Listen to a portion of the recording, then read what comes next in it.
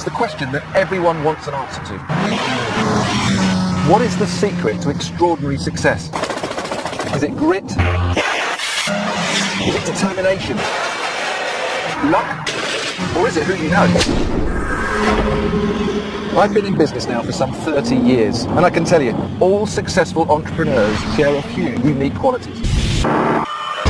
Certain traits that give them the upper hand. But what are they, and can they be learned? I'm on a mission to find out what drives Britain's best entrepreneurs. This is it? Yes, this is it. I don't like something not being as good as it can be. Would you die for your brand? I almost did. And uncover the human side that determines their success or failure. They're driven by self-doubt. Maybe it was all that billion and heartache. I want them to reveal their individual recipes for success. You definitely are a hippie with a calculator. You are quite manipulative. So I can discover just how they made their millions. If these guys ever sold this business to me, you guys wouldn't know what hit you. Mess with me, I'm going to turn you to stone. You take a £100 million cheque for your share now?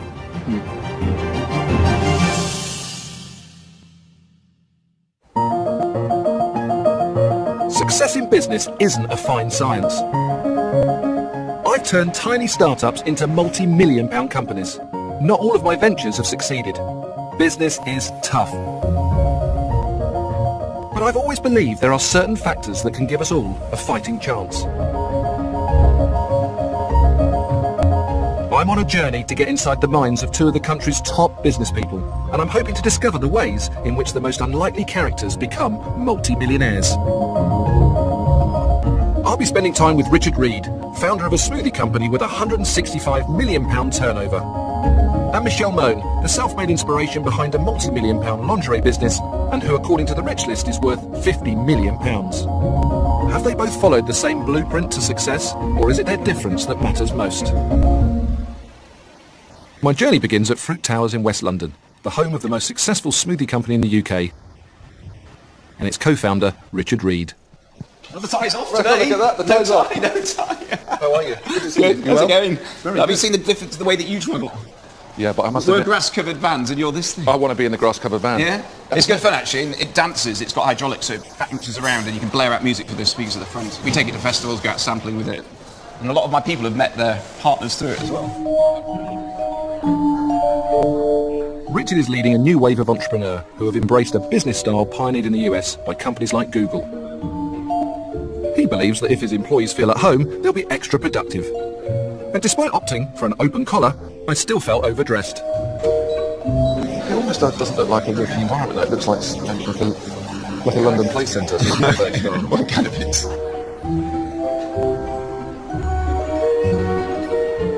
The most important thing is, first of all, have a smoothie. Anyway, so this is the sort of chill out area. It's basically a big communal area for people to come in for informal meetings.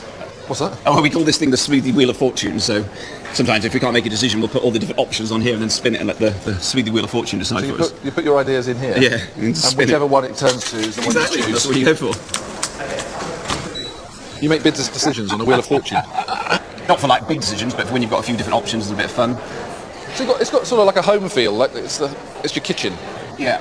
And then you've got people, More sitting rooms.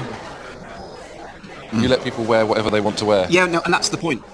If you want to wear a suit, you're extremely welcome to wear a suit. But you'd look we a don't, bit, we don't tell people. You'd look a bit like me now, wouldn't you? I feel now as if I've come into a business environment for the first time and I'm completely out of place. Well, I have to say, I'd probably come in tomorrow well, no, with because trunks on we or would something. never judge. We would never judge someone on what they wore. That's just it's not that type of vibe. You've got to wear what you're most comfortable with, so you can do your best work. I've literally seen one person sat at his desk in his dressing gown. Now, even that was slightly pushing the sort of the limits of what you can wear around the office. His dressing gown. His dressing gown. He said he was cold. Yeah.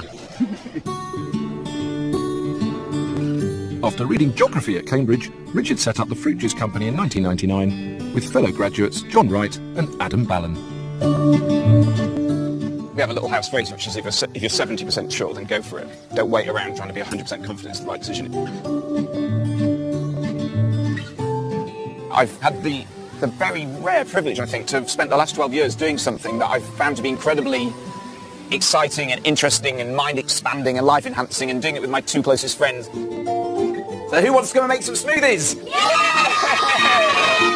Today, Richard sells over 2 million bottles of smoothies a week, but they're expanding their range, moving into ready meals and taking on the giants of the orange juice market. It's about being natural. Natural ingredients, making natural food, but also the idea of being natural, talking naturally, acting naturally. People can come in that work it is and be their natural selves at work each day. Kimberly is joining us as our new purchase ledger specialist. She can make the sound of a dolphin. We won't hide behind some sort of weird corporate facade. We'll just be who we are. It's always good to be exactly who you are, as long as you realise that running a business is about making money. And I wanted to find out if Richard had the money-making gene. When did you actually feel or think to yourself, you know what, I'm an entrepreneur? I was 16 and I was working in a dog biscuit factory in Huddersfield, and my job paid £2 an hour, and the task I was assigned to get down on my hands and knees and pick up the dog biscuits off the factory floor that had fallen off the conveyor belt. So I went up to the foreman and said, do you have a brush I could borrow? If you had a brush I could borrow, I could do this job better. And he just looked at me dead in the eyes and said, son, you are the brush. And I thought that was the split second I decided, you know what, there's got to be a better way than this. So I left the dog biscuit factory that afternoon, went home and set up a little business called Two Men Went to Mow, which was just mowing lawns in the village where I grew up. And before I knew it, I'm billing myself out at £2.50 an hour and getting so much work that I could actually give jobs to my mates. I billed them out at £2.50 an hour, paid them £2.25 an hour, so made a little bit extra there.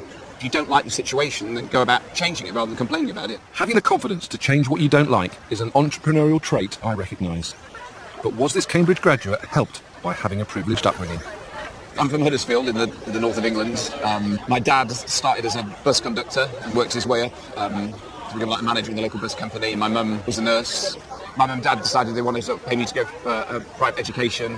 That was funded by my mum going out and working nights, so she'd work 2 nights a week. My parents made massive sacrifices for us as kids. What was your school life like? First year, I came 44th out of 45 in my class in the exams, right, so 1 from the bottom. You know, I think something clicked with me and I worked hard the next year. I remember I came 17th, and I remember going home to sort of say, you know, really please myself, I came 17th. And my mum just said, I think you can do better than that. And I remember thinking, wow. So you think from that one defining moment, that was the self-belief injection that your mum gave you? I think it made me recalibrate, yeah. I think it made me think, oh, yeah, that felt pretty good. But then it was like, well, actually, you know... Do better. Yeah, you can do better. You can do better. And you did. Yeah. And almost the rest is history. Yeah. To truly uncover why Richard has become so successful, I needed the answers to some uncomfortable business questions. But that would have to wait. First, I've got an appointment with an entrepreneur who is poles apart from Richard Reed. The next stop on my journey is East Kilbride, where I'm meeting Michelle Mone, the tycoon behind one of the country's leading lingerie labels. I wonder what her corporate headquarters might reveal about her particular approach to business. Hello. Hello, how are you? Fine, how are you? Very good. Nice to see you. Wow, thank you very much for Welcome. letting me in. This is our Scottish headquarters, and we've got Hong Kong and we've got China as well. I wanted it shaped like a breast, so you're now in the breast of the building. And when we go upstairs, you'll see it more. And you're not winding me up. This is No, that's honestly, real. It's real, yeah, and it's kind of shaped like a double D. So there you go.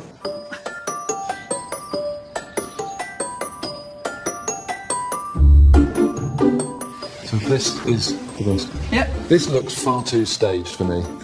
You can't be all tidy workers. This is how we run things. And if you look, any cupboards that you want to look in, they will all be organised. Well, even the cupboard. Yeah, they've all got to be organised, yeah. I use cupboards in my office to hide things. Is it really like this? For real? It all felt too good to be true. Was this an act just for me? And then in here is a meeting room, graphics as well. But as Michelle showed me around, I knew there was one particular member of staff who could help me learn more. The one employee who knows everything about their boss, the PA. Shall we go and meet Laura? Laura? Hi there. Come and meet Peter. What's it like working for Michelle? Yeah, it's very different from anywhere I've worked before. It's stressful at times, but all in all, good. And what's the hardest thing working for a busy, successful entrepreneur? Michelle's like a perfectionist. You can plan one thing, and within 10 minutes she wants it completely different. She's just like... So she changes her mind a lot? Oh yeah. All the time? Yeah. I'm not scared of change. It annoys people around you because they've been working on it for so long. But I know everything about Michelle, so I have to be one step ahead of her. And what scares you about Michelle as a boss?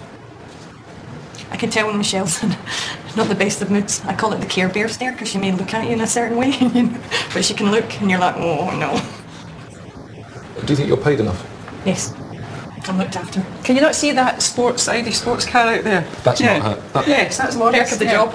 Is that really? Yes. Oh, okay. You've got to look after your team because they look after you. Michelle's gel-filled bra became an overnight success in the year 2000 after Julia Roberts wore one in the film Erin Brockovich. Well, you know, I'm just an East End girl from the East End of Glasgow and always had a dream. Ultimo's now one of the biggest lingerie brands in the country. After leaving school without qualifications, she has risen to take on the biggest lingerie brands in the world. What are we doing here? We're capturing the market for people who want an everyday bra. Michelle is a mum of 3, juggling family life and business commitments from day one. I do believe that we will become the Victoria's Secrets of the UK. Michelle knows how to manipulate the press, and she does everything she can to keep her brand and her celebrity persona in the public eye.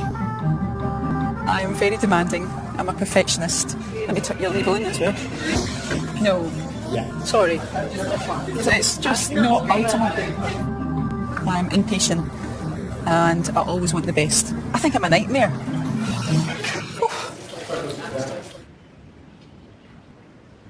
You expect quite a lot, I think. Well, I think that's But- why we are where we are, yeah. In this very, very competitive market. Who was the last person to get sacked? Well, when was it? This morning? no, it was a couple of weeks ago. A couple of weeks I ago. wouldn't say sacked. No, we just had an agreement. Okay. I'm going to find out a little bit more about this lady. Michelle comes across as a demanding leader. At Fruit Towers, the business environment that Richard and his co-founders have encouraged couldn't be more different. Where's your office in this? I don't have an office. We're completely open plans. No one has offices. I just sit over in the corner. This is your area here. Yeah, so I sit just in this desk here now. I'm sitting here. I can sit You and say, have a little chat. hi Johnny, come and take a seat. Have a Yeah. chat to me. Well, we have this as well, so you can pull out everyone's filing cabinet. That's something you can sit on. Because again, we just want to keep it as easy as possible for people to speaking to each other, rather than rely on email and phone calls. We're big fans of going as much face to face as possible. So I don't know whether I'll be able to take communicate. you seriously, sitting there swinging in a chair. It's like, it's a bit strange, isn't it? Well, I don't think it's. Do people honestly sit in there and swing? Huh? Do they sit in there and swing and talk to you? Richard, you don't. Do they? I guess I would not judge people on the seat that they sit on. I judge people No, on what I'm they just say finding it and very what they do distracting. Right. I totally want to be accessible and have people, if they've got something they just want to ask quickly, we're not sort of putting walls up between each other.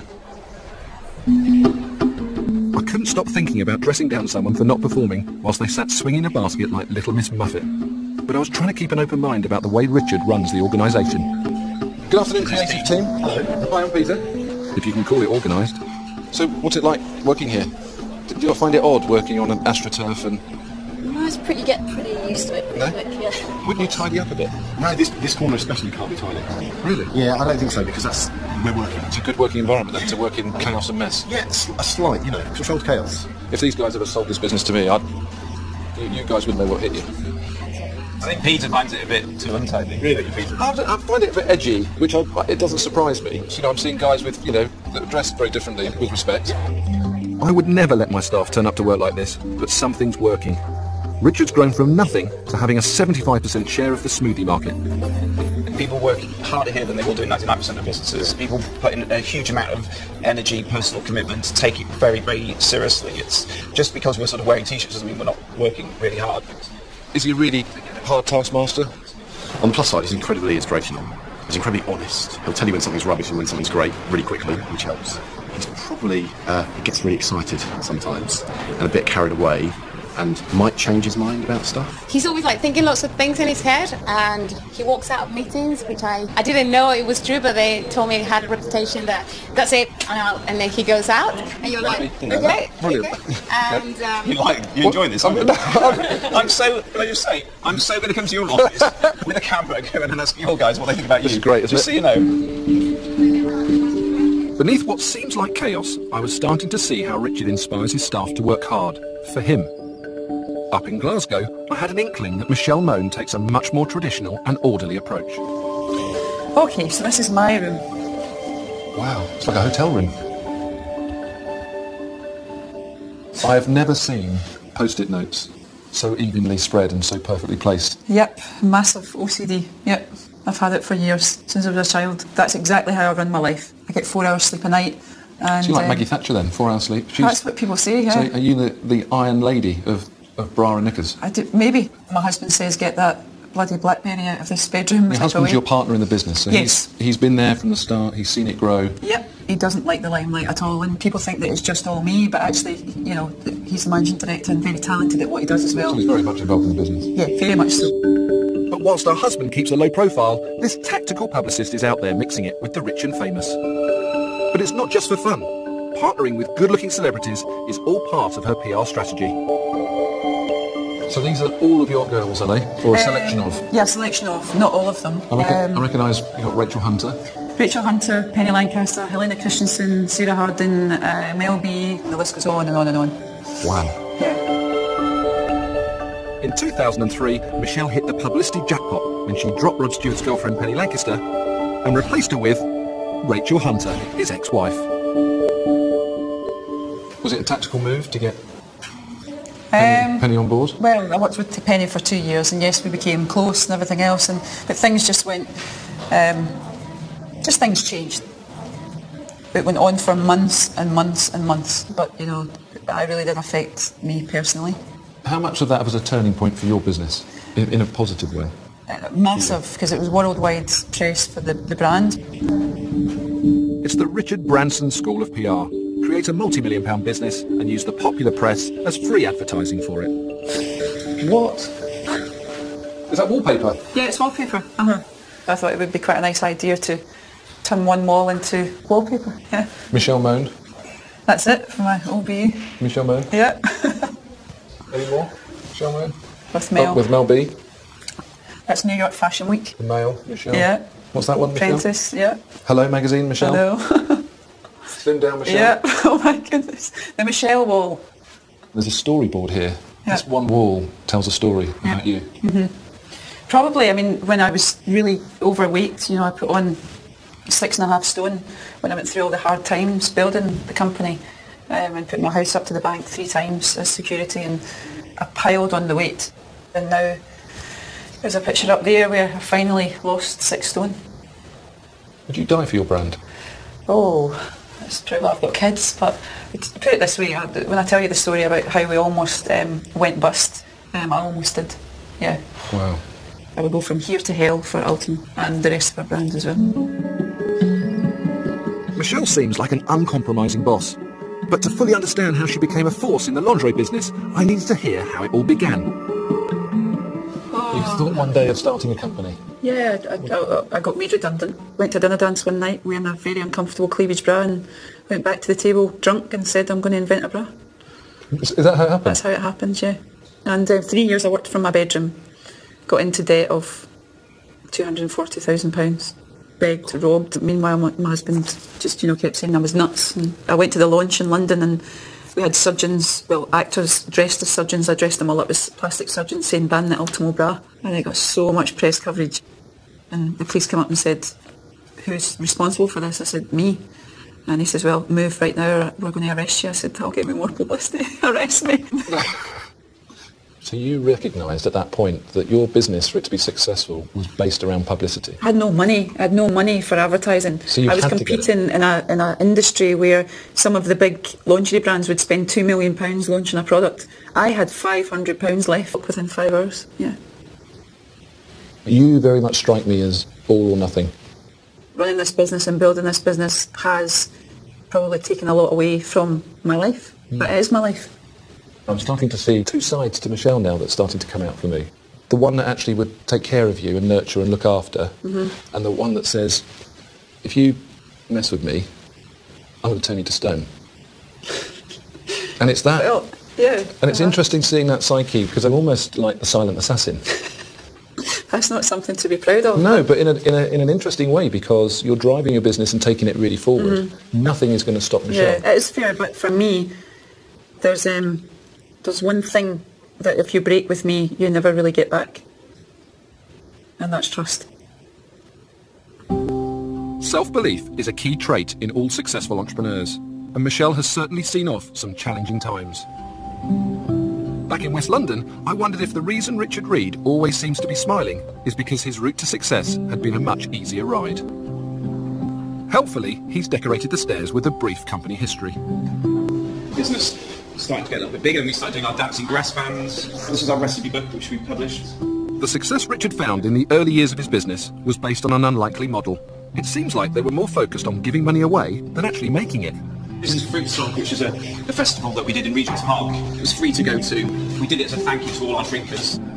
We give 10% of our profits to charity each year, mainly to a thing called the Innocent Foundation, which is in countries in the developing world where the fruit comes from. But spreading goodwill is only possible when you're making a profit.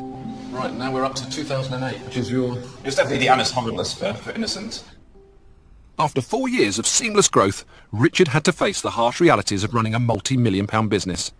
A new competitor launched, the pound crashed, and fruit prices rocketed, almost spelling the end.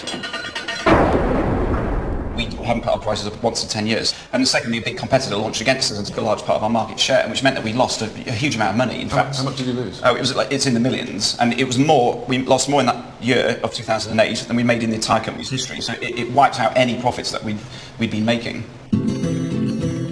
He had a tough decision to make. Drastically downsize the operation or sell a stake in the business. Relief came in the unlikely form of Coca-Cola. Yeah, so these guys invested in early 2009 in a way that's it's been brilliant for the business, because myself, Adam and John have retained full control of the business, and as you can see, we're continuing to do business in a very innocent way. I'm sure we're going to talk more about that. Yeah, no, absolutely.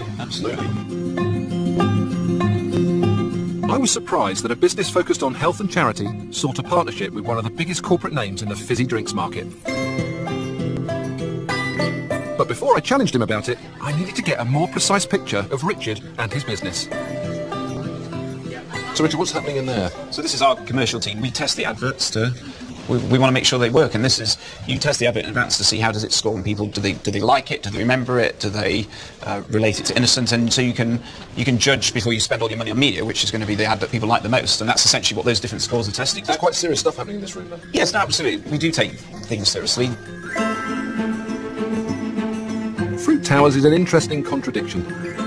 At first, you walk through the doors and think you've entered Willy Wonka's chocolate factory. Rich, do you want to cut anything up? Oh, I like watching pizza. But as I was joining in the fun in the juice lab, I was starting to see where the genius of this business lay. Behind the AstroTurf and the lunchtime barbecues, there's a hierarchy that demands the very best from its people. The front of house is very much, hey guys, come in, have fun. We've got grass, we've got table tennis tables, we've got a lovely environment for you to work in. It was very intriguing walking past that office where I saw clearly some quite serious behind the scenes real planning going on. It's not a contradiction, it's all part of the same whole. We want to take the bits seriously that you need to take seriously, but we don't take ourselves seriously in the process of it. One of your staff members earlier said you walk out of meetings, you have a short attention span in terms of, right, look, I need to move on. You're quite random in your decisions and you quite seemingly changeable. I like change, I like the future, I like things to evolve. Am I indecisive? I don't like something not being as good as it can be, and I don't like someone... So you are a perfectionist then? I think it's one of my drivers, yeah. And to the extent where I do know it can cause chaos at the last minute by me sort of going, well, how about that? So I have sort of learned over the last couple of years to moderate it a little bit better. Richard is a clever and unconventional entrepreneur who believes he can make money by focusing on a mission. But surely, without profit, there is no mission. If you are and speak to lots of entrepreneurs all up and down the country and you say to them, what is your main objective? Well, their main objective would be to generate income and make profit. See, I don't agree. And that's not your objective at all? I don't agree. I think, in my experience, when you look at the world's greatest businesses, they are led primarily by a deeply felt sense of mission. And money is fairly incidental. But 2008, we got it wrong, okay? We made a mistake, the market moved against us and we weren't prepared for it. Of course the money is part of it, and I don't want to be disingenuous and imply that it's not. I'm hoping that, I will become wealthy from Innocence, and for that I'll be both appreciative and grateful. I think the world's greatest businesses are led by a sense of mission and purpose. Google who set up in the same month, the same year as us, and have grown at the same time to be an $80 billion company. So in some ways you could say they're beating us. They talk about, in one sentence, that they exist to organise the world's information and make it universally available. That's a simple, clear mission, and it explains what their business is all about. And that's what Innocent's led by.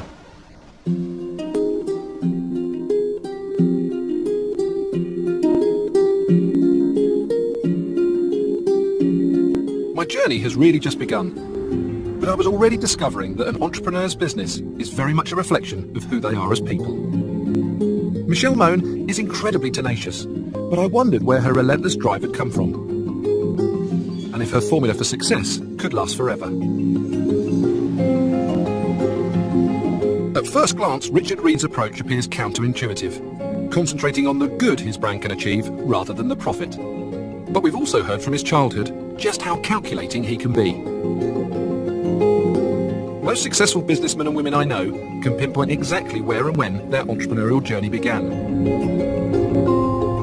To find out where that was for Richard and Michelle, I'm visiting places that lie at opposite ends of the country and of the social spectrum. Michelle is taking me on a tour of her hometown of Gallowgate. You're getting into the East End of Glasgow.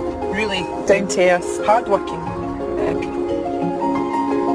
And Richard is showing me around Cambridge, the city where his entrepreneurial journey began. In Glasgow, I was to find the rags to riches cliché for real. Lots and lots of memories growing up here, and this is where I started my first business when I was 10 years old. You were 10? Yeah, So what was delivering the papers in the East End. And then when I was 11, I had 17 teenagers working for me. So you had a bunch of people working for you at 11? I did, yeah. The first stop would be Michelle's secondary school, a place she left without any qualifications at the age of 15. This is it? This is it, yeah. This was where she was told that a future working down the local supermarket was the best she could expect.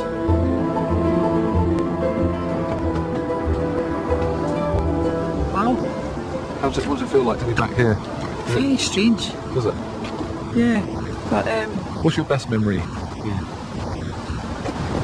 my best memory, I don't really have nice memories, to be honest with you. I really struggled at school academically. I was awful, and I think always been told, you know, you're a failure and you'll never do well. And I suppose everyone around me kept saying, Michelle, you can't do this and you can't do that. And I used to say, why? Why do you say you can't? Surely you can. Surely we can find a way.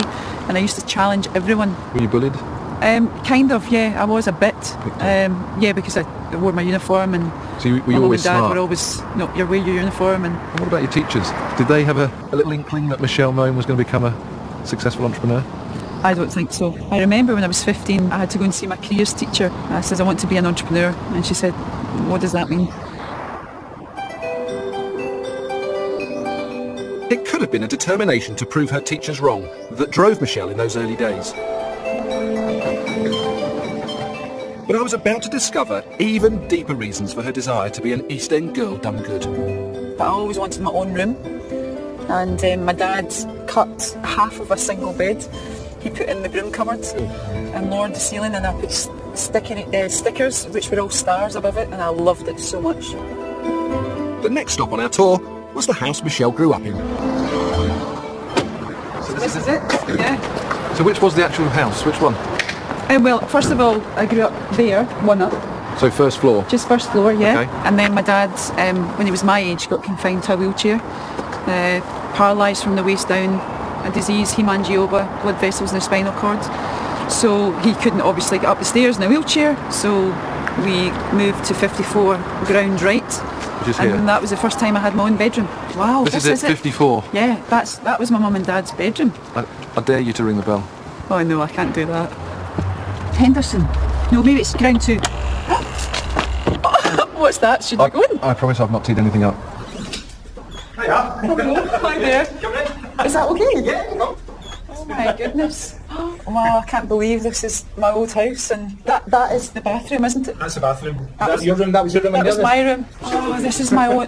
Do you know, I loved this bedroom. This was my first bedroom. This is your bedroom? And I kept it so neat and tidy. From this tenement, Michelle embarked on a career in publicity that began with occasional work as a model. By the age of 26, she was head of marketing for a national brewery. Her old neighbour, Tricia, still lives next door. Hello, you. Oh my goodness. And has documented her remarkable rise to success. Great, Michelle. You got pictures? I've actually got paper cuttings as well, but I didn't want to bring them out. Look at that. Terrible model. Terrible. Michelle, talk to me. You've kept this quiet. Thank you very much. It proves that anybody that's got a dream, and if they follow it through, they can do it. That's true. Michelle was just basically working class, and she'd done us all proud. I could see in Michelle's eyes how much this visit to her old house meant. But facing up to her past wasn't going to be easy. Over dinner, I wanted to find out more. What's your earliest bad memory from here?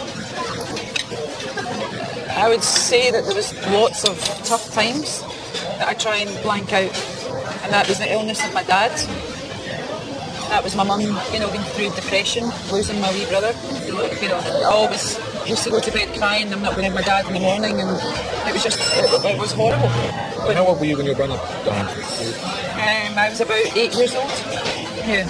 I remember all of it. You do? Every single bit of it, yeah. You come from a hard background. You've spent all of your life trying to get out of it. See, it's something that makes Michelle special. Do you see yourself as special? Would you see yourself as lucky? I grew up with, bad news after bad news, and I don't want that. I will not accept when people say, because you're from the East End, you cannot be successful.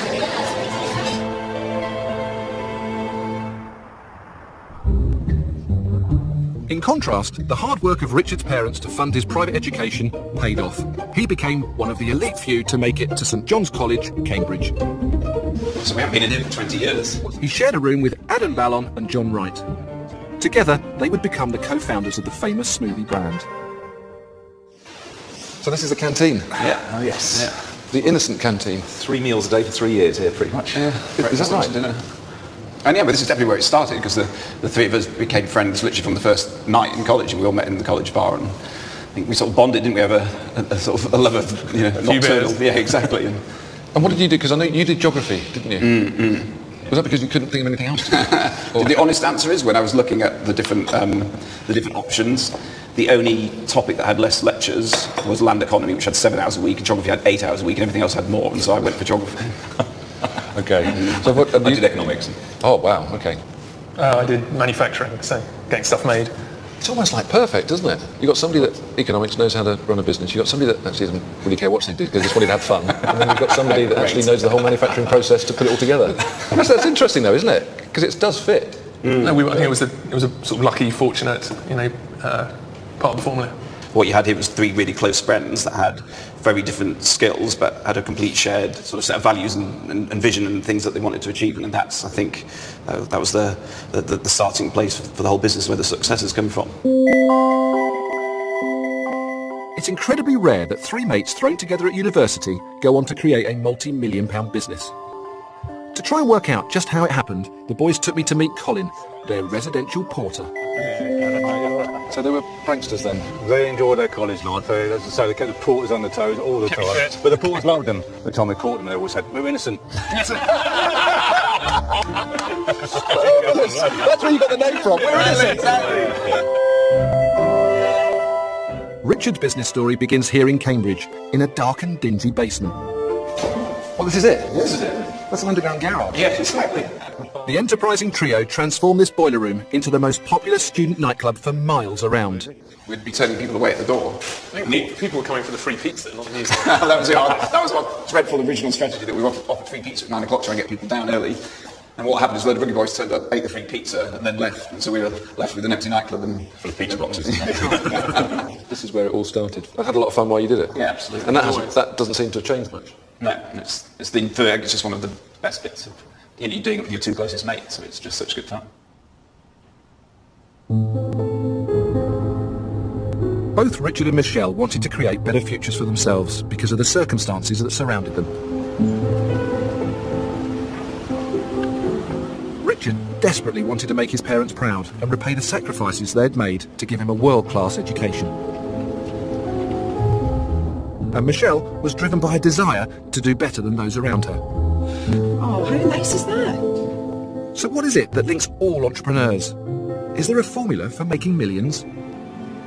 If you ask the investors who discovered Michelle and Richard, it wasn't their business plans that impressed them.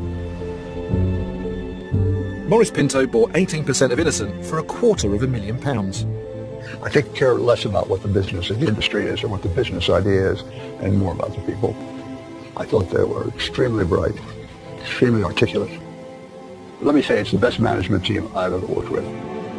Sir Tom Hunter backed Ultimo with £100,000. You can look at the business plan, you can look at the numbers, and you've read as many business plans as me, and none of them really do what they ever say they're going to do. You're really only investing in the person. We saw something in Michelle, that determination, that look in her eye, and you then make an investment in the person. It's reported that both investors made very healthy returns when they sold their shares. In London, Scotland's first billionaire was giving me a further insight into what has pushed Michelle Mone to succeed. Even though Michelle puts forward this, she can be quite fragile. And the thing people don't understand about most entrepreneurs is that we're driven by self-doubt. A lot of successful people who outwardly you think are so confident, but we're all trying to prove ourselves all the time. Yeah. For my final encounter, Michelle had invited me to her Mayfair apartment so I could have a glimpse into her private world. It was here I hoped to uncover the characteristics that had brought her success. Hello. Hello. Welcome. How are you? Fine. How are you?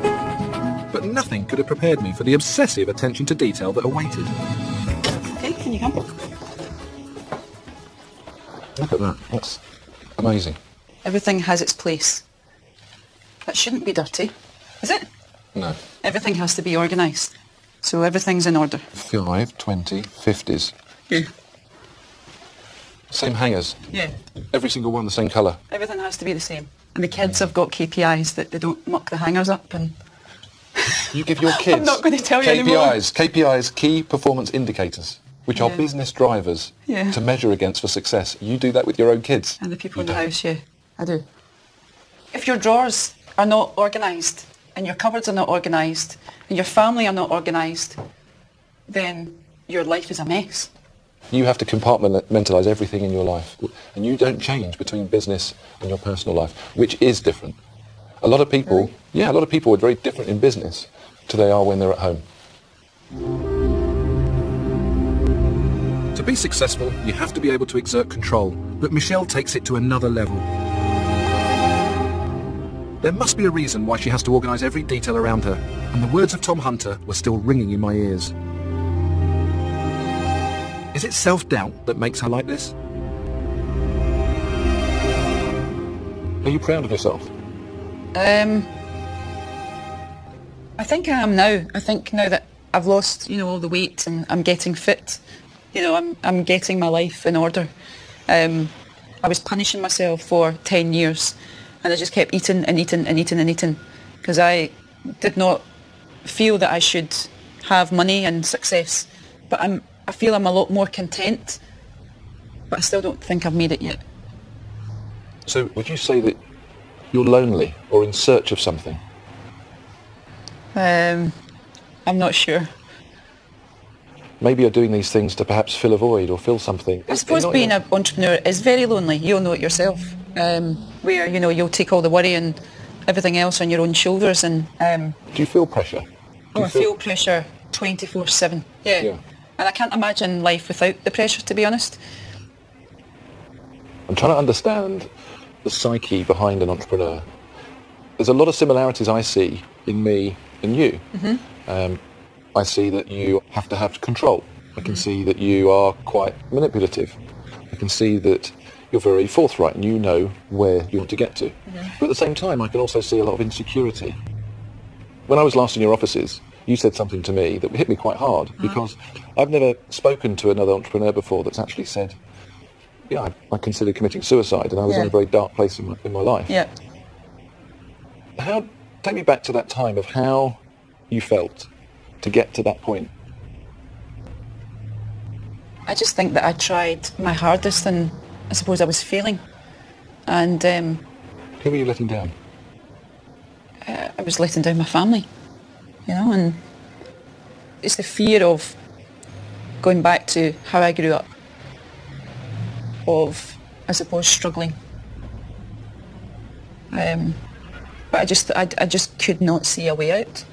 I just couldn't. When you took me back to the East End of Glasgow, there was quite a touching moment when we got to see the neighbours and you got to see your house. But there's a lot about it that almost says, I can't remember a lot of things. I'm not blanking it all out, but I suppose that, you know, growing up and with my wee brother dying and my father, you know, being confined to a wheelchair at the age of 38, and I just thought, woof, you know, and I started to all come back to me.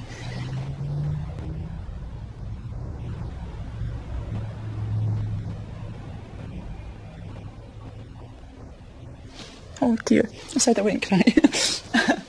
But maybe it was all that just bullying and heartache that's made me fight to get to here. Oh, I'm so sorry. Don't apologise, because it's something to be proud of, and it gives a lot of people inspiration. And the reality is that an entrepreneur is a make-up of all different things. You've been through a journey, haven't you? Yes. And I think that everybody sees that journey as it's easy, it's glamorous. We see Michelle walking down red carpets, we see her on magazines looking beautiful. But the hardness and the hardships of the journey. And I would say that the next few years, in pursuit of happiness and success, I think you're going to achieve it. Thank you. I really do. I hope so.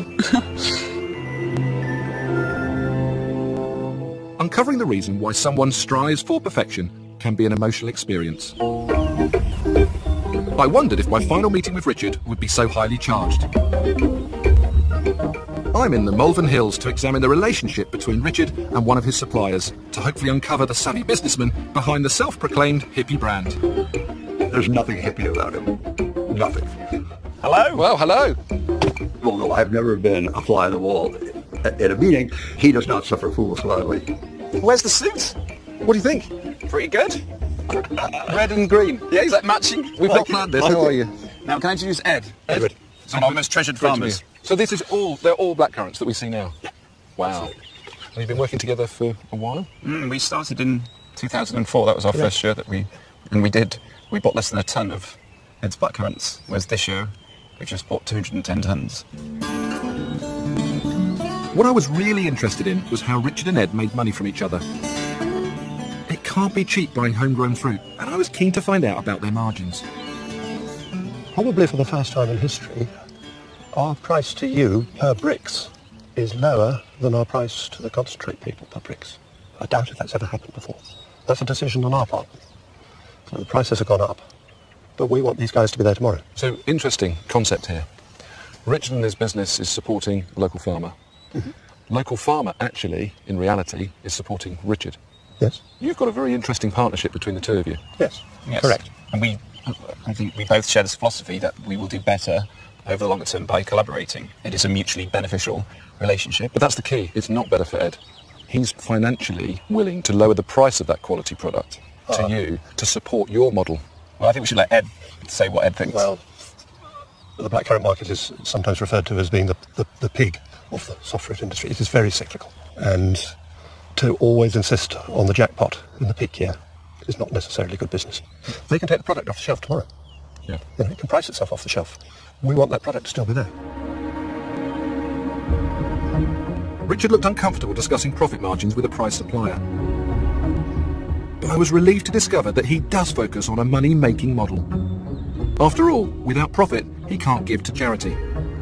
The clever thing is, the farmer has bought into Richard's mission, and that's the very reason why he offers such a great deal. Now that's a shrewd way of doing business. You have naturally found a place where you can really represent your brand by creating and maintaining an image. You know, everybody's thinking, oh, this guy, why doesn't everybody be like Richard? You know, he starts a business, he's got high ethics, he's helping the local community, and he gives away to charity. But the reality is, you are all of those things, but you're also a very tactical, very shrewd entrepreneur as well. I take that as a big compliment. There's no money to give to charity if you don't make any money in the first place. So we are absolutely proud to be entrepreneurs and businessmen and capitalists, and we have an altruistic aim in addition to that as well. I tell you, the world would be a very different place if more businesses did, because it's basically saying if we just took 10% and made sure it was allocated to people and to countries that quite frankly need it more than we do, it would redistribute wealth whilst absolutely still protecting the capitalist system that we found to be the best way of working. You definitely are a hippie with a calculator. We are not just sixth formers messing around. I think some people assume that because we sometimes wear T-shirts to work, but what you wear does not reflect on how hard you work. It's been a big, tough challenge all of the way. It's been extremely enjoyable and exciting too. The way Richard does business is admirable, and for that I have to give him and his partners credit. But there was still a burning question I had to ask. With such a strong business ethos, how did they justify selling a majority share of their business to Coca-Cola? If you'd known me 3 years ago, and I'd said, Richard, you got this deal with Coca-Cola, you can meet them 4 times a year, they want you to run the business and they're going to give you 30 million. And I said, Richard, I'm going to give you the same deal, I'll give you 30 million. Which one would you choose, Coca-Cola or Peter Jones? Well, after having seen you on Dragon's Den, I would definitely choose Coca-Cola. Definitely. That's outrageous. Man, you're a tough negotiator, and you definitely wouldn't have extended the terms that Coca-Cola did. But I kind of liken it to a little bit like I've got a nice, seriously famous health club chain, and Cadbury's invest in my business. Was there any of the 3 of you that thought, I don't want to do this? Without that money coming in from Coke, we would have been a business hugely retrenching. We would have had to make half the team redundant. We would have had to cancel our international expansion. I feel like I'm interviewing like a politician. You're not answering my question. Oh, what was the question? Did any of you say no? No, we were all absolutely... So you were all 100%, all 3 of us. It was a very unusual deal that they did, where they would put in money, but absolutely take a back seat, allowing myself, Adam and John to keep full control of the company. Even the hardened cynics would admit now that we are absolutely more innocent than we've ever been. We've pushed even further into our sustainable agricultural projects. We've continued to fund the charities. It's mainly just asking their advice. You know, they've been in business running one of the world's most popular brands for 125 years. In a very small way, there are things that take them innocent as well. And so I really do think it's been a relationship that's been good for both parties. Have you got an ultimate goal? I want to get rich and die poor. The idea is I would love to sort of, you know, get to be, you know, in a strong position financially, but by the end of life, have, you know, given it away. Coca-Cola come to you knocking on the door and saying, guys, we want to buy you out. Is that a conversation that you will have? Don't know, actually. 20 million each? 50 million? Keep going, mate. 100 each? What price you put on it? I don't know is the short answer. You take a £100 million cheque for your share now? Well, you've just gone from 20 to 50 to 120 seconds, so I'm going to hold that a little bit further. 100 million for your share in Innocent. Cash. In the back of the Maybach. I'd have to speak to my wife.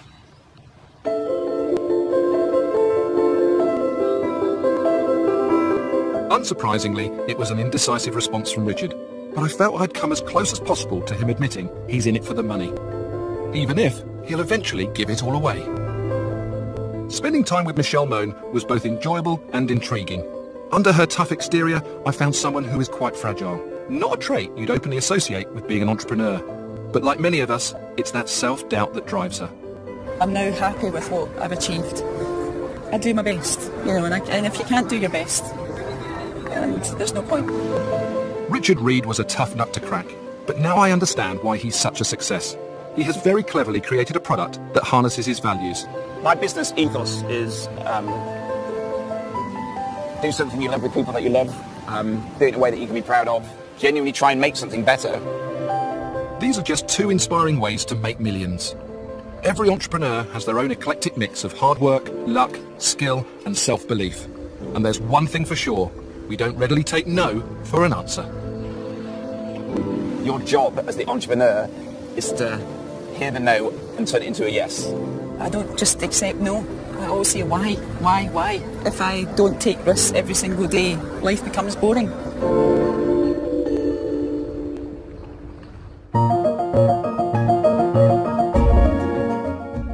Will Italy become the next victim of Europe's debt crisis? Newsnight on BBC 2 at 10:30 after comedy with Ramsey Nesbitt next.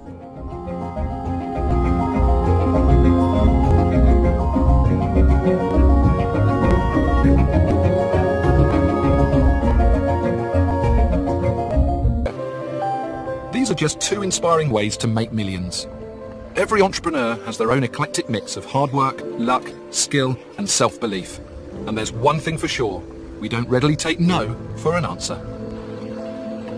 Your job as the entrepreneur is to hear the no and turn it into a yes.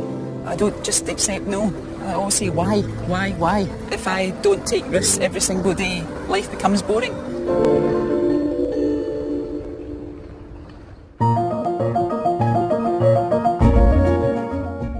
Will Italy become the next victim of Europe's debt crisis? Newsnight on BBC 2 at 10:30 after Comedy with Ramsey Nesbitt next.